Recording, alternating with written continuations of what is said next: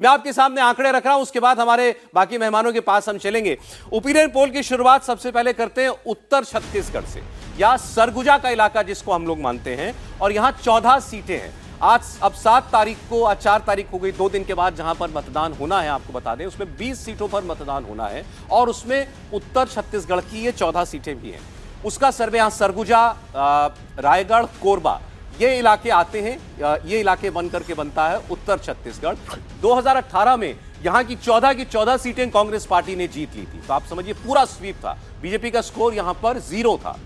2023 के चुनाव से ऐन पहले क्या परिस्थिति बन रही है, सर्वे में क्या दिखाई दे रहा है, आपके सामने अब रख देते हैं हम। उत्तर छत्तीसगढ़ या सरगुजा कह लीजिए, यहां का ओपिनियन पोल क्या बता रहा है। तो यहां आप देखें, कांग्रेस पार्टी अभी भी आपको बढ़त में दिखाई देगी।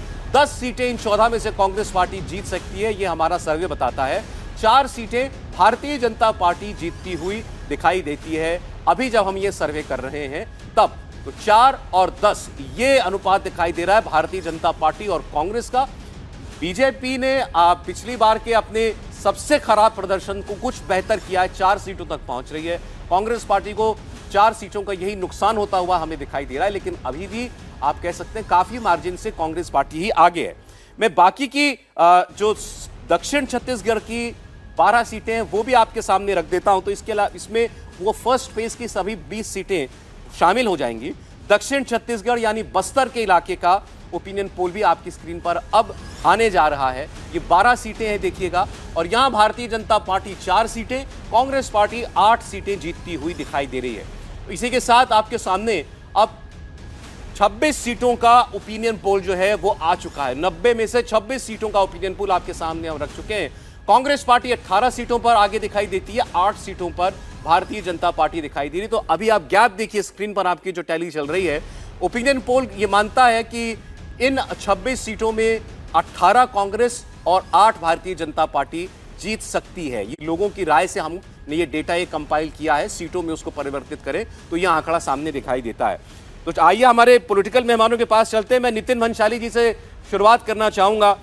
नितिन जी, आप सर्वे में अभी तक हमने जो ट्राइबल बेल्ट है उत्तर और दक्षिण छत्तीसगढ़ की, उसकी बात की है, आगे दिखाई दे रहे हैं। अब देखना यह है कि ये जो 506-8 करोड़ वाला बम जो कल ईडी ने फोड़ा है, इसमें कितनी ताकत है, ये आपके ग्राफ को कहीं नीचे खींच न ले जाए।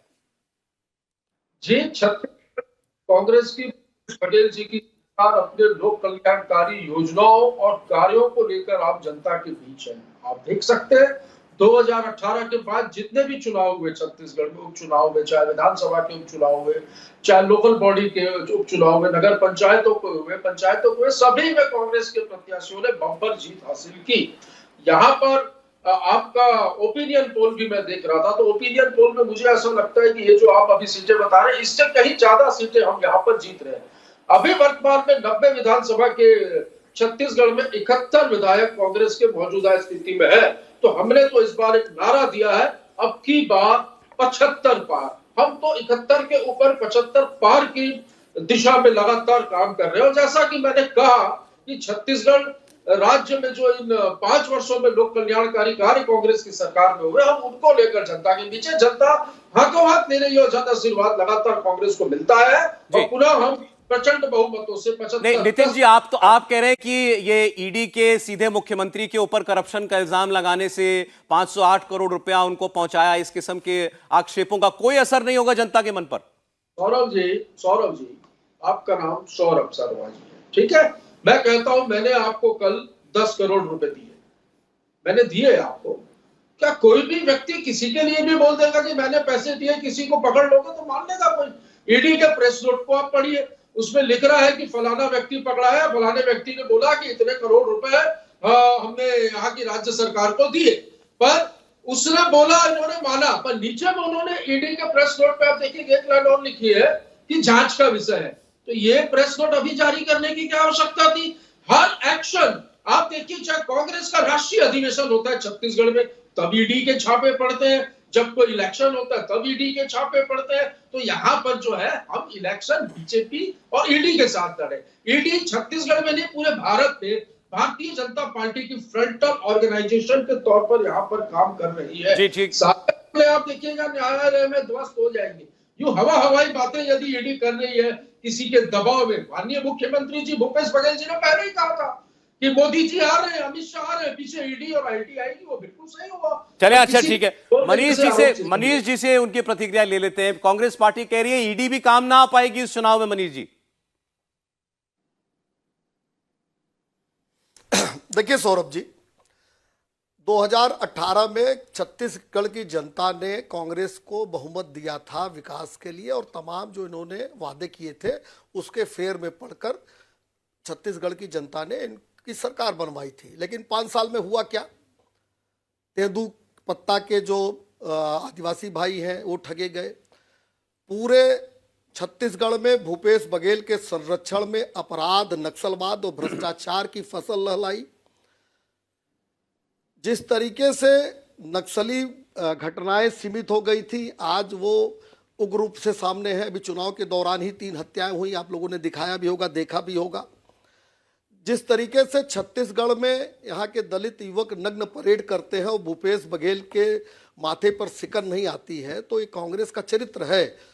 और जिस तरीके से यहाँ पीएससी में घोटाला होता है और कांग्रेस के चट्टो बट्टों के घरों में नौकरियाँ जाती हैं, और जब नौजवान जाता है भूपेश बघेल के पास तो वो कहते हैं कि आपने कंप्लेन नहीं किया।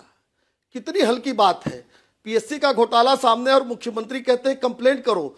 और जब राहुल गांधी के हाल में वो कंप्लेंट पकड़ाता है नौजवान, तो राहुल गांधी भी इधर उधर की बातें करके टरका देते हैं। मेरा स्पष्ट आरोप है इन सारे चीजों की तार सीधे और सीधे भूपेश बघेल के हाथ, भूपेश बघेल से जोड़ते हैं।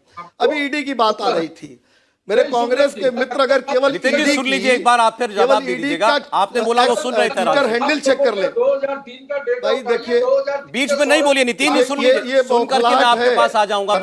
सौरभ जी, मुझे पूरी उम्मीद है पूरी हो जाने दीजिए कि ये जो इंटरप्ट, बोलिए मनीष जी, ये जो इंटरप्ट कर रहे हैं, मुझे पूरा अवसर आप देंगे सौरभ जी, मुझे पूरी उम्मीद है।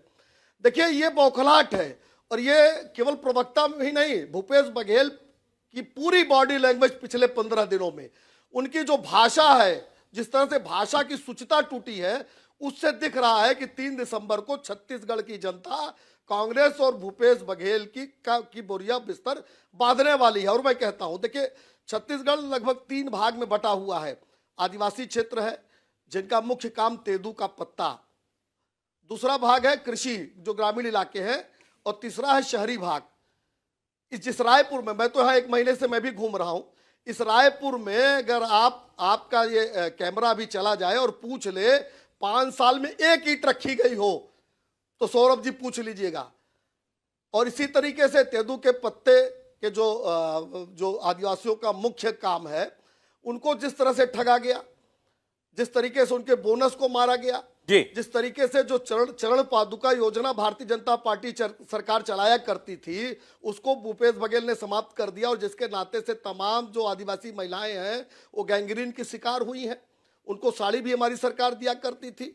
और झूठ का पुलिंदा लेकर राहुल गांधी आए हुए हैं।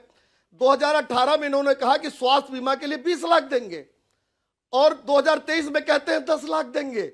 ये प्रवक्ता बैठे आज बता के जाएं इंडिया टीवी चैनल पर कि 2018 में जो 20 लाख देने को कहा था इन्होंने, कितने लोगों को दिया इन्होंने।